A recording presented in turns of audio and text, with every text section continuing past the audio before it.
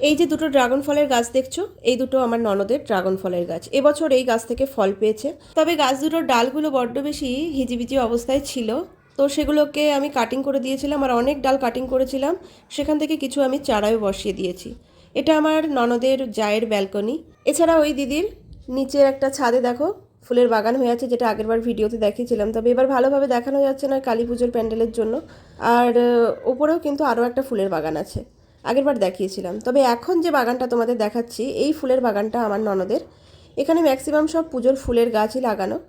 আর দেখো দুজন ঝাড়ুদার বেরিয়েছে ঝাড় দেওয়ার জন্য, মানে ছাদ পরিষ্কার করেই দেবে ওরা, একদমই নোংরা রাখবে না। বড় ড্রাগন গাছের ডাল কাটিং করে যে চারাগুলো বসানো হয়েছিল সেগুলো ছোট ছোট টবে দেওয়া হয়েছে, আর এগুলো 2 মাসের মধ্যেই একদম রেডি হয়ে যাবে। শীতকালে ড্রাগন গাছের চারাই বসালে একটু লেট হয়, ডাল আসতে চায় না। এমনিতেই বড় যে ড্রাগন গাছগুলো তৈরি করা থাকে সেই ড্রাগন গাছও শীতকালে কোনো নতুন ডাল আসতে চায় না।